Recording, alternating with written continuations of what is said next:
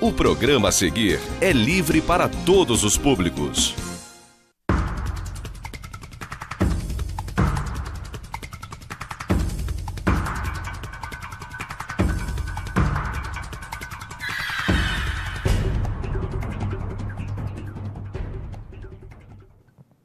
Olá, amigos de casa, estamos começando mais um programa Direto ao Ponto aqui pela TV Zoom. Um programa que, como todos os outros que integram aqui a grade da casa, pode ser visto também através da nossa página na internet, tvzoom.com.br, através do aplicativo de celular e através do nosso canal no YouTube. E hoje eu tenho aqui a satisfação de receber o deputado estadual Anderson Nogueira, que gentilmente aceitou o nosso convite. E já deixo claro, desde de antemão, para você e para todos em casa, está vindo pela segunda vez, então já não tem colher de chá. Agora temos que justificar essa segunda entrevista. E vai ser realmente, vamos fazer uma entrevista para balar quarteirão aqui. Anderson, primeiro, seu recado pessoal de casa, seja bem-vindo e vamos começar. Obrigado, Márcio, um abraço a todo mundo que está em casa, um prazer imenso estar aqui. Inclusive, uma das primeiras, ou a primeira entrevista pós-período eleitoral, e vamos falar aí de presente, futuro e de peito completamente aberto, como sempre, mas mais ainda, pode perguntar o que quiser, eu estou disposto aqui a responder, além do que se for perguntado, viu? Tem bastante coisa. Bom, Anderson, você começou na política 6 anos atrás, eu lembro de você, eu estava no Êxito do Rio, você trabalhando muito como jornalista, num período de aparecendo muito como jornalista, né? E se candidatou a vereador, conseguiu uma eleição, 5 votos, né? Te surpreendeu, de certa forma, um pouco aquele resultado, não? Friburgo nunca tinha eleito ninguém da área de comunicação, né? E aí você pode citar nomes como Moisés Moraes Filho, que era muito mais popular do que eu, você pode citar Pedro Osmar, Coraci Martins, vários jornalistas que tentaram ao longo da trajetória, Bonan, se eleger como vereadores e que não conseguiram. Então o desafio era muito grande. E eu sabia que não bastava ser apenas jornalista para ser eleito para um cargo político. E principalmente no momento pós-tragédia. Na verdade, desde muito pequeno, desde muito criança, eu sempre sonhei, né, em estar na polícia, ser prefeito de Friburgo. Meu sonho de criança era ser prefeito de Friburgo. Não venho de berço político, né? Não sou de família rica, né? Então você tem que começar realmente do zero. Acabei sendo convencido de que para chegar a esse sonho precisava passar por etapas. Fui candidato a vereador, 5 votos, uma diferença realmente muito pequena. Meus amigos brincam comigo, a diferença foi lá em casa, a diferença foi acolá. Mas mais importante que ganhar a eleição por 5 votos é o que a gente fez do resultado dela. Pois é, e você se candidatou no meio daquele mandato a deputado estadual. O seu sonho sempre foi ser prefeito, como você diz, né? Aquela eleição, de certa forma, foi um pouco surpreendente para você, não? A eleição de 2014, 20 mil votos, primeira tentativa para deputado estadual, que nem era essencialmente o teu sonho, não era o teu maior plano, e você, 2 anos de política, estava na LERJ. Nunca sonhei em ser deputado estadual, nunca tive isso como planejamento de vida. O que aconteceu é que todas as pesquisas que eram feitas apontavam a gente como sendo colocado pela população como o melhor vereador daquela legislatura, e as pesquisas apontavam que seria o melhor resultado político, não eleitoral, o melhor resultado político. Ou seja, quando eu fui convencido a ser candidato a deputado estadual, o deputado federal à época, Glauber, me chama e diz: eu sei que o seu sonho é ser prefeito. Para ser prefeito, eu acho fundamental você ser candidato a deputado estadual nessa eleição. Não tem obrigação de vitória e a vitória é quase impossível. Então, essa vitória é quase impossível, mas você tendo uma vitória eleitoral, naturalmente você se destaca como um dos nomes para a eleição a prefeito de 2016. Era para diferenciar você um pouco, dar um pouco... Era para inflar um pouco o seu nome para a eleição de 2016. Né? Exatamente. Então, eu lembro que você chegou a falar comigo que a vitória na eleição foi um tiro que saiu pela culatra. Exatamente. O Glauber, quando acontece o resultado da eleição, e com a vitória de deputado estadual, ele me liga e diz exatamente, abre aspas, o tiro saiu pela culatra. Agora ganhou e vamos ver o que vai acontecer. Então, a vitória, de certa forma, me afastou um pouco de uma candidatura a prefeito em 2016. Candidatura essa que tinha nomes na minha frente, dentro do grupo político do qual eu faço parte. O primeiro nome, naturalmente, continuaria sendo de Saudade. O segundo nome de Glauber. E eu vim ali com o terceiro nome para uma eventual candidatura com um problema muito sério, né? Porque não completei o mandato como vereador e sendo candidato, e todo candidato quer vencer, não completando o mandato de deputado estadual. Esse era o grande problema para aquela eleição. E aí acabei não me confirmando como candidato a prefeito. O Glauber veio como candidato a prefeito e acabou como segundo colocado, 4.000 votos atrás do que foi vitorioso o atual prefeito Renato Bravo.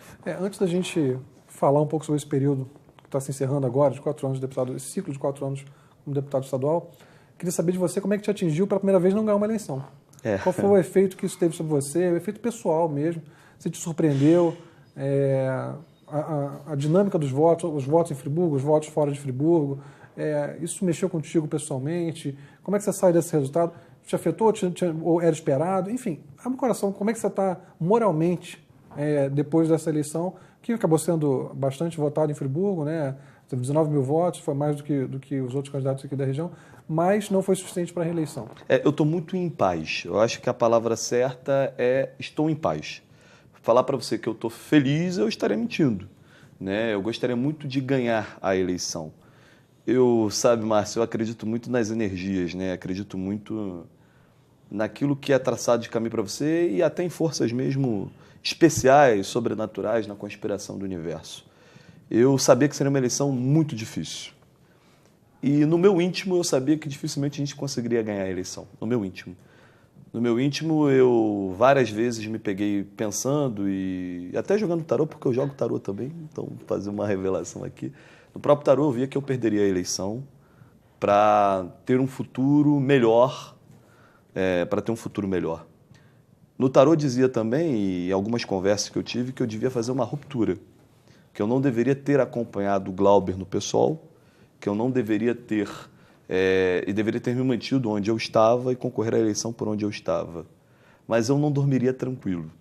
Então, já pulando uma etapa, não me arrependo, né, de nenhum passo que eu dei, desde a oposição ao governo Pezão, desde a oposição ao governo Renato Bravo, oposição ao governo Rogério Cabral, fazendo denúncias e a saída, ainda que não de coração totalmente aberto, mas para manter a força de um grupo político do qual eu tinha uma dívida, né? Porque eu tinha uma dívida porque a votação de deputado estadual, obviamente, ela tem uma influência direta do bom momento que o Glauber vivia. Então não era porque o Glauber estava, entre aspas, num mau momento, ou que o PSOL não era o melhor caminho, eu sabia da rejeição do partido, não me arrependo dessas escolhas e por isso digo para você, estou em paz, porque perdi de cabeça erguida, perdi tendo a consciência tranquila de que, em momento algum, eu traí os meus princípios, a minha ética, a minha moral. Então, isso me deixa em paz. Mas você acha que essa mudança era necessária, olhando agora em retrospectiva?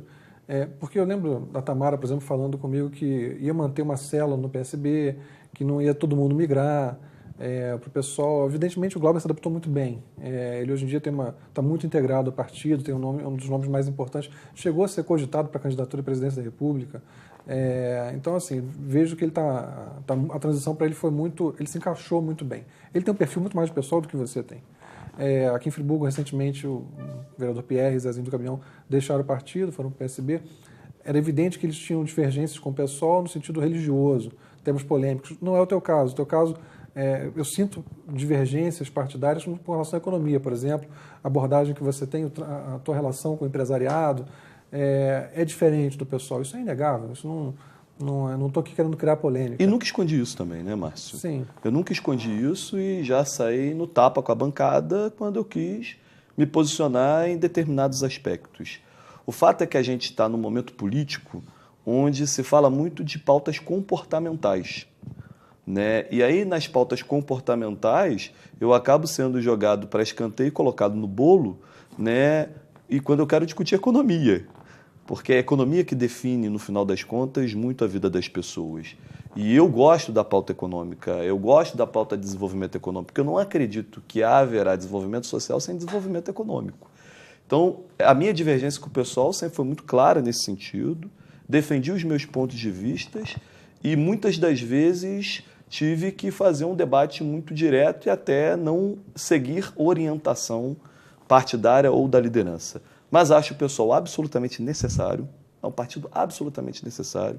é um partido absolutamente limpo e que trava um debate que ele acaba sofrendo muito por conta de desviar o foco da economia para tratar de questões comportamentais. Esse, na minha opinião, é o grande problema. Muitos membros do pessoal vêm conversando comigo dizendo: Anderson, você é essencial para o partido porque você representa algo que o partido não tem, que é uma visão macro da economia, que é uma visão de interior de Estado, né? Essa visão é fundamental ao pessoal e por isso a gente precisa de você dentro do partido. Eu não sei se a sociedade está preparada para o pessoal, e quando eu digo não sei se a sociedade está preparada para o pessoal, eu me incluo na sociedade. Você falou em dívida no passado, tinha uma dívida, você usou o verbo no passado, e está falando dessa questão de não saber se está preparado. É evidente assim, que, atualmente, quem olha, o Anderson Nogueira, já com uma carreira de 6 anos de política, Glauber com 12 anos de política, se não estou enganado. 12 até mais, 18, né? Vocês, se contar o período que trabalhou na prefeitura. Vocês têm um caminho entrelaçado, obviamente, mas a atuação de vocês é diferente. E uma leitura que eu faria de fora é de que, evidentemente, em algum momento vocês vão seguir caminhos partidários distintos. Não necessariamente opostos, não necessariamente desfazendo a amizade, a parceria, um poder contar com o outro, mas parece iminente, para quem vê de fora, que você vai encontrar uma casa partidária mais afeita às suas características e também na qual você tem a condição de realizar o seu sonho, que é uma candidatura a prefeito, sabendo que em Friburgo, por exemplo, é um perfil mais centro-direita. É evidente que o resultado da eleição de 2016 mostra o Glauber teve 40 mil votos em 2014 no PSB e naquele momento ele seria prefeito de Friburgo se ele quisesse. Mas ele vai para o PSOL, ele erra de uma rejeição, ele faz aquele pronunciamento no impeachment da Dilma e ele naturalmente também aceitou, lidou, absorveu a rejeição da mãe dele, da ex-prefeita de Saudade. E acho que essa conjunção fez com que ele, no final das contas, perdesse por pequena margem a eleição de 2016. Você tem consciência de que você ficando no PSOL em Nova Friburgo, eu acho que até inclusive a tua votação agora reflete um pouco isso, porque naturalmente conhecem você muito mais em 2018 do que conheciam em 2014, e eu acredito realmente que uma avaliação geral do teu mandato vai ser positiva. Se fizer uma pesquisa na cidade, acredito que uma avaliação do teu mandato seja positiva e não reflita você perder 1000 votos de uma eleição para outra, quando o esperado seria, naturalmente, ter mais votos pela atuação que você teve. O mandato aprovado, eu posso falar de pesquisa interna. Nós temos uma aprovação de quase 90% do mandato. Né? A maioria da população considera o mandato bom ou excelente, ainda que tenha boa parcela da população que diga desconhecer o mandato, como desconhece de maneira geral muitas das questões políticas. Mas tratando de Glauber, eu tenho um imenso respeito por Glauber, eu tenho uma amizade grandiosa com Glauber, né? Eu tenho um carinho muito especial pelo Glauber. Agora, obviamente que Glauber é Glauber, o Anderson é o Anderson. Nós pensamos diferentes em vários aspectos. O Glauber está feliz da maneira em que ele radicalizou o discurso, em que ele radicalizou as suas posições, e eu fico muito contente que ele esteja feliz. Como, por exemplo, fico muito contente também que o Zezinho e o PR, indo para um outro partido, se sintam felizes. Márcio, uma vez eu dei uma entrevista para você no jornal A Voz da Serra, acho que inclusive quando ganhei para deputado estadual. E a manchete que você escolheu, ou o editor escolheu, foi: o objetivo da vida é a felicidade. Alguma coisa nesse sentido. A gente tem que produzir através da política a felicidade. Para mim, esse conceito vale em todos os sentidos. Então, a gente tem que buscar essa felicidade. O que vai de fato nos fazer felizes, o que de fato vai nos deixar leves. No momento da eleição, o que me deixou leve e feliz, ainda que não plenamente, porque eu não acredito nessa plenitude também, o que me deixou mais feliz foi continuar no grupo, acompanhar o Glauber para o pessoal, ainda que eu discordasse dessa mudança partidária, e deixei isso claro o tempo todo, mas fui voto vencido. E como voto vencido, resolvi acompanhar o grupo naquele momento.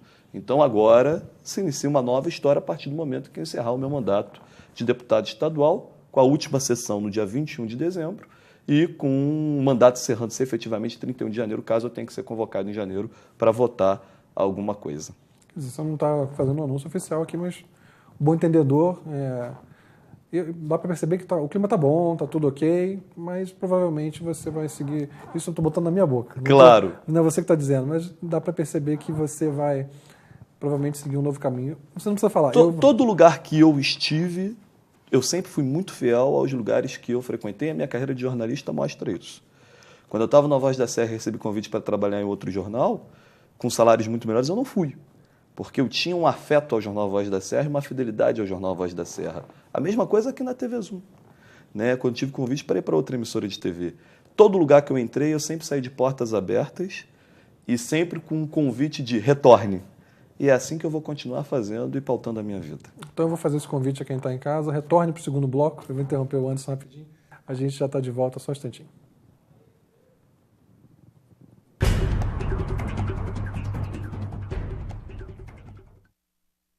Você pode assistir aos programas da TV Zoom na hora que quiser. Pode também acompanhar ao vivo a nossa programação. Baixe grátis o aplicativo TV Zoom no seu celular ou no seu tablet e envie o seu vídeo para o nosso jornalismo. Aplicativo TV Zoom. É Nova Friburgo na palma da sua mão.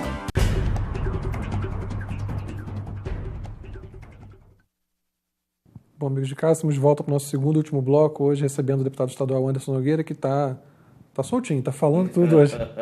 E é importante, já falei, segunda entrevista aqui, temos que justificar isso aqui. O Anderson, vamos fazer um balanço dos 4 anos de deputado estadual. O que você considera, faltou alguma coisa, está satisfeito? Os principais vitórias, vamos dizer assim, as principais lutas, as principais bandeiras. Faz um balanço para a gente. Márcio, eu acho que foi o melhor mandato de deputado estadual de alguma pessoa aqui da região. Não quero ser com isso presunçoso ou nada. Essa é uma avaliação até que outros fazem. Acho que foi um mandato muito presente. Foi um mandato que deu destaque à nossa região, porque o objetivo inicial do mandato era dar destaque à Nova Friburgo. Isso a gente fez o tempo todo. Fui um deputado de tribuna, um dos 5 que mais usou a tribuna, um parlamentar que nunca faltou a uma sessão sequer, mas mais importante do que estar na sessão é o que se fez dessa presença e que saiu do Palácio, não ficou só preso no Palácio. Participei de comissões ativamente. O deputado Luiz Paulo faz essa fala, né? Todo atributo que um bom deputado tem que ter, o Anderson, você tem. Né? Participou de comissão, fez audiência pública, esteve presente nas ruas o tempo todo, travou o bom debate, trabalhou com ética, enfrentou o governo Pezão. E, Márcio, a história vai me colocar como o deputado de Nova Friburgo na legislatura mais conturbada de toda a história do estado do Rio de Janeiro. O Rio de Janeiro nunca teve uma legislatura tão conturbada, uma legislatura que termina, né, com 10 deputados presos, uma legislatura que termina por uma transição da próxima, das quais 6 deputados eleitos, 5 reeleitos e 1 eleito que estão presos, né?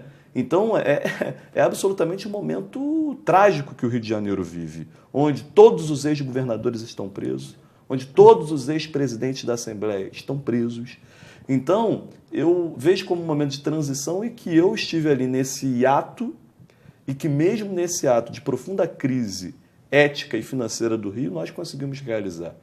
A UERJ, a gente conseguiu aí a PEC do 12º, dando autonomia financeira às universidades, e aí talvez uma das grandes lições que eu tive nesse mandato. Aliás, se você me perguntar, eu quero tratar três grandes lições que eu tive nesse mandato. A primeira lição que eu tive foi ser oposição ao governo Pezão. Apesar de que a tua relação com ele não foi necessariamente ruim, né? Mas eu não sou deselegante. Eu sou uma pessoa que gosta de... Você vê que eu não sou radical. Eu gosto de tratar as pessoas com a educação que eu gostaria de ser tratado. Eu nunca chamei Pezão de ladrão. Ele me chamou de moleque. Eu nunca chamei ele de ladrão. No episódio do Hospital do Câncer, quando eu dizia que as obras não seriam reiniciadas, que ele não reiniciaria as obras, ele me chamou de moleque, publicamente. Eu nem por isso fui chamá-lo de ladrão. Quem está preso é ele. Né? Esse é o primeiro ponto. Então, a oposição ao Pezão foi uma oposição muito difícil, porque eu tive que tomar uma decisão de tipo, que a minha região pode sair perdendo porque é o tipo da velha política de perseguir. Mas eu não aceitei. Albertassi, eu nunca falei isso. No mês de agosto, mais ou menos, de 2015, Albertassi me chama para conversar e diz, olha, a Fundação Leão 13 em Nova Friburgo está sem ninguém. Você gostaria de indicar as pessoas para fazerem parte da Fundação Leão 13? Eu, como pessoa que pensa que o bem sempre vence mal, pensei, olha, a Fundação Leão 13 em Nova Friburgo nunca funcionou. Será que se eu colocar gente competente lá a coisa vai funcionar? E eu pensei. Mas, posteriormente, eu fiquei também refletindo, qual é o preço disso? E aí eu cheguei já decidido a não aceitar, perguntei a Albertassi, caso eu aceitaria, eu teria a minha independência completa? Aí ele disse, não, aí a gente precisaria de você em alguns momentos. Então, Albertassi, tranquilamente, Apesar de saber que a Fundação Leão 13 não funciona em Friburgo, eu não quero perder, eu não abro mão da minha independência e da independência da minha cidade que eu represento. E por isso, eu sempre tive muito respeito na LERJ, mas muito respeito. Todos me respeitaram demais, do Pisciani ao Freixo, né? Sempre tive muito respeito e entro de cabeça erguida naquela casa e as pessoas me tratam como competente e sério. Então essa é a primeira grande lição, tomar posição. A segunda grande lição que eu tive foi quem me deu essa lição foi a Maria Georgina, vice-reitora da UERJ. Eu realizei aqui uma grande audiência pública em Nova Friburgo para tratar daquela questão que você denunciou várias vezes na sua coluna da ausência de um muro e por causa de um muro a UERJ não podia assumir os 2 prédios da Filó. O objetivo daquela audiência pública foi aquele. Terminada a audiência, Georgina me chega e fala, Anderson, eu cobri esse evento. Agora eu quero que você faça esse evento no Maracanã e em São Gonçalo. E eu disse, olha, professora, eu não tenho condições, eu não tenho braço para isso, eu sei onde o meu pé alcança. Eu não alcanço isso. E ela disse para mim, você tem que fazer e eu vou te ajudar. E fizemos. Foi um evento extraordinário e histórico para a UERJ. A gente está na história da UERJ. E ali eu aprendi que é preciso olhar além das montanhas. A UERJ me ensinou a olhar para além das montanhas e que há um mundão lá fora que a gente pode trazer para cá. E a terceira lição que me dá é a juventude. Coordenar o Parlamento Juvenil, estar presente nos 92 municípios do Estado, conversando com os jovens e tornando o Parlamento Juvenil o maior projeto de política pública para a juventude, e hoje é a menina dos olhos da LERJ, é o grande projeto institucional da Assembleia Legislativa, é a única coisa que, de certa forma, limpa a barra da LERJ como instituição. Para mim é de imenso orgulho porque esses jovens me ensinaram e me ensinam muita coisa. Me ensinam que está no caminho certo, sabe? Que a gente deve ser apaixonado, sim, por causas e que derrotas eleitorais não definem nosso caráter e não definem quem a gente é.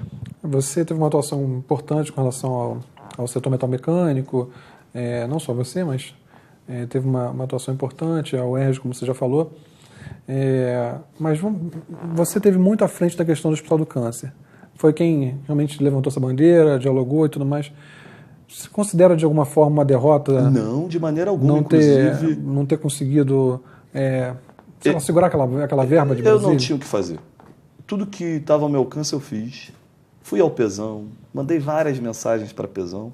Até é bom agora que a Polícia Federal deve pegar os dados do Pesão, que revelem as mensagens e as respostas do Pesão para mim, com relação ao Hospital do Câncer, por exemplo. Eu alertei Pesão 6 meses antes de perder a verba. E ele perdeu, ele fez questão de perder, ele preferiu perder. E depois, com a maior cara de pau, vem falar que... Aí faz um novo projeto, participo da confecção do novo projeto, Márcio. Esse novo projeto está patinando na Secretaria de Saúde e de Obras. Agora, então, vai patinar de vez. Tanto é que eu joguei a toalha com esse atual governo. Mas com o novo governo, já procurei o futuro líder de governo, o deputado Márcio Pacheco, e ele me orientou, assim que anunciar o novo secretário de saúde, vamos marcar a reunião, o Witzel, você, e vamos tratar da questão aí do Hospital do Câncer. Ele está agendado já, a gente vai agendar essa reunião. E eu quero sair do mandato de deputado estadual, e ainda disse a ele, olha, eu não vou ser deputado estadual ano que vem e tal. Ele disse, não tem problema, acho que é uma questão fundamental. O Márcio Pacheco até me revelou que o bispo, Dom Ednei, também o procurou para falar dessa questão do Hospital do Câncer. Então, vamos lá todo mundo, chama o bispo, chama todo mundo da cidade, da região, para fazer essa briga e pedir ao novo secretário de saúde que possa manter o projeto, ainda que reduzido, e que a gente possa discutir, inclusive, o funcionamento desse Hospital do Câncer, porque não dá para fazer por OS, na minha opinião. O meu sonho era federalizar, também não sinto que isso será possível, e que seja, então, o terceiro caminho que eu acho mais viável, que é o caminho de uma fundação, como acontece em Barretos. Pelas próprias declarações do presidente Jair Bolsonaro e pela ligação que ele tem com a fundação lá de Barretos, eu acho que pode ser um caminho para o Hospital do Câncer de Friburgo. Financiada pelo Estado? Eu acho que as obras têm que ser financiadas pelo Estado, né? E a questão de equipamentos que são muito caros, isso vai ter que ser discutido. Porque eu não falei tanto da obra, eu falei da manutenção, da operação do hospital. Eu acho que tem que ser uma parceria aí, na minha opinião, no caminho que é possível dentro da nossa realidade, é um caminho de participação dupla. O Estado com uma parte, a Fundação com outra, através de doações. A Fundação tem uma grande vantagem, Márcio, porque o Estado não tem capacidade de cobrar aquilo que o SUS lhe deve. Fundação tem. São Lucas, em Nova Friburgo, é o melhor exemplo disso. São Lucas, na parte cardíaca, Se ele não conseguir cobrar do INSS, do SUS, perdão, se ele não conseguir cobrar do SUS aquilo que ele fez de cirurgia, ele quebra. Então ele tem expertise para isso, diferente do poder público. O Raul Sertão, por exemplo, perde verbas e mais verbas porque não tem expertise de fazer a cobrança do SUS. O que chega do SUS a Friburgo é muito menos do que o hospital entrega de serviço. Então, no privado, e aí melhor ainda quando é fundação, porque não tem fins lucrativos, funciona melhor porque senão a fundação vai para o espaço. Você apresentou muitos projetos de lei, né? A gente já falou um pouco de fiscalização. Projeto de lei que eu gostei muito, por exemplo, com relação a estrangeiros que vêm aqui trabalhar no Brasil, que tem que validar o diploma. Estrangeiros não, refugiados. Isso. Né? Achei muito legal. E houve alguns projetos polêmicos que estavam dando o que falar agora no fim do mandato. Fala um pouquinho sobre eles também. A gente teve mais de 30 projetos de leis, muitos deles voltados para Nova Friburgo, desde o fazer como que 2018 seja o ano de Nova Friburgo no estado do Rio. Truta, né? E ganhou um grande destaque na capital, o Festival da Truta no calendário estadual, a questão do polo cervejeiro, onde a gente avançou bastante, a lei da moda, as leis ligadas à questão dos incentivos fiscais protegendo os empregos da nossa região. Agora, óbvio, quando chega o período eleitoral, os nossos adversários, não tendo com o que me atacar, vão pegar uma coisa ou outra dizendo que aquilo é uma tragédia. Por exemplo, durante a eleição fui muito criticado pela chamada lei do topless. Essa lei ela é de 2015, ninguém falou nada. Na eleição chegou agora, uma lei que inclusive eu já tinha tirado de pauta, uma lei que nem tramitava mais, porque foi naquela época do episódio da Manuela Dávila, inclusive de amamentação, e de que as mulheres estavam sendo... Então era um projeto visando a questão da amamentação e do direito da mulher de ter o peito para fora para amamentar. O projeto, obviamente, na minha opinião, ele foi mal construído. Houve uma certa imaturidade naquele projeto, tanto é que outros projetos avançaram, eu apoiei esses outros projetos, e ao ver esses projetos se consolidarem, retirei o meu. Então é uma babaquice de adversários que não têm o que falar de mim, que me atacam dessa maneira. A mesma situação é a lei do Dia do Samurai, que cria o Dia Estadual do Samurai. É quem não conhece do assunto e fala sem conhecimento. Eu não crio lei de dia disso, dia daquilo, sem fundamento. Dia do Samurai foi um pedido do Instituto Nitem, que inclusive atua no Nova Friburgo Country Club Nova Friburgo. Né? O próprio Salvador, aqui, diretor da TV Zoom, praticava o esporte lá dos samurais pelo Instituto Nitem, que tem quase 10 núcleos no estado do Rio, fazendo um trabalho social, inclusive. Quem conhece a tradição samurai sabe o que de bacana tem na questão samurai. Aliás, o que falta na política são samurais, porque se fossem samurais não estavam presos. Né? Não estavam fazendo mau uso do dinheiro público, se tivessem a ética e a moral de um samurai. E fora a colônia japonesa em Nova Friburgo, que merece ser homenageada. Então me criticaram por o Dia do Samurai, como o Dia do Samurai fosse o grande problema do estado do Rio de Janeiro. Não foi o Dia do Samurai que colocou o estado na crise, não é o Dia do Samurai que vai tirar o estado da crise. Então, as pessoas se pegam nesses detalhes para fazer críticas, porque não podem falar que eu sou corrupto. Não, porque não tenho afeto por dinheiro e sempre continuei fazendo as mesmas coisas que faço, andando nas ruas da cidade, comprando no comércio da cidade, não sou rico, pago aluguel e as pessoas não têm com o que me atacar. E vão me atacar com o quê, né, Márcio? Você falou no início sobre questão comportamental, quando falou do PSOL. Muita gente nessa mesma linha de crítica fala de possíveis comportamentos incompatíveis com o representante, nos seus momentos de lazer. Falam muitas coisas a esse respeito. Você certamente deve ter conhecimento desse tipo de coisa, que não é nada que se publique, não é nada que alguém vai colocar porque vai tomar um processo, mas são as coisas que se falam, e isso muitas vezes corre. Então acho que seria interessante também você falar um pouco sobre o teu comportamento pessoal. Fazem de forma sorrateira. Como fazem, e aí como eu não tenho nada a esconder das pessoas, eu sou boêmio. Eu gosto de tomar minha cerveja, né? Mas parece que as pessoas preferem os ladrões a quem gosta de tomar uma cerveja. Eu sou um cidadão absolutamente comum, como qualquer outro. Eu gosto de ir ao Bar América, eu gosto de tomar cerveja como o Rogério da Stan faz. Né? Eu gosto de ter a minha liberdade de fazer o que eu quiser. As pessoas confundem muito essas coisas. Como, por exemplo, a questão da sexualidade, da qual eu sou bastante atacado, Márcio. Né? Sexualidade não define caráter. Sexualidade não define competência. Sexualidade não define se a pessoa é honesta ou desonesta. Eu tenho muitos amigos que são homo, bi, tri, tetra, trans, que são do bem. Como tem também aqueles que são do mal. Como tem muitos héteros que são isso ou são aquilo. a minha vida pessoal, ela não é pública. Eu tenho a minha vida pessoal e preservo as minhas questões, e isso não define nem sequer as pautas das quais eu defendo. Eu tenho namorado? Tenho namorado, né? Tenho o maior orgulho de amar alguém, porque eu acho que a gente precisa amar sem temer.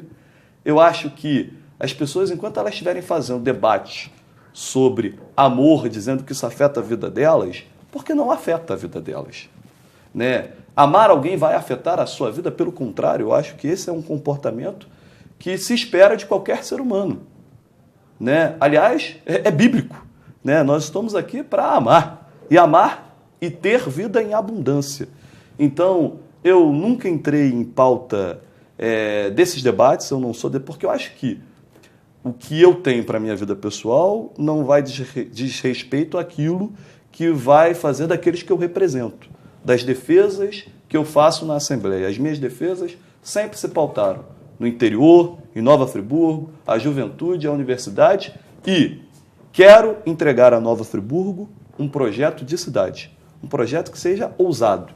Nova Friburgo tem tudo para ser a melhor cidade do Brasil e eu vou lutar até o último minuto da minha vida para ver isso acontecer. Nosso tempo esgotou. Eu te agradeço muito pela franqueza. Só muito rapidinho. Agora que acabou o mandato, você naturalmente pretende ser candidato a prefeito daqui a 2 anos. Como é que fica a tua vida nesses 2 anos? Bem rapidinho para a gente encerrar. Olha, Márcio, tenho proposta de trabalho, né? 2 eu já recusei, justamente porque elas são incompatíveis com aquilo que eu quero para o meu futuro, né? Eu não diria que eu sou candidato a prefeito, mas posso te garantir que na próxima eleição só tem a possibilidade de ser candidato a um cargo.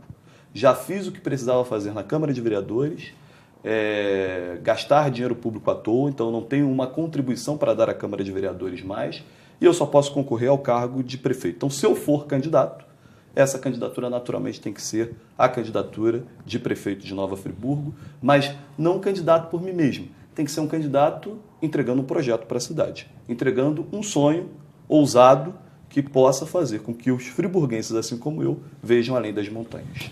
Bom, eu teria mais a conversar, mas nosso tempo acabou. Eu agradeço até o pessoal daqui que segurou o programa um pouquinho mais. Espero que tenham gostado tanto quanto eu. A gente volta na semana que vem com mais um programa Direto ao Ponto. Até lá.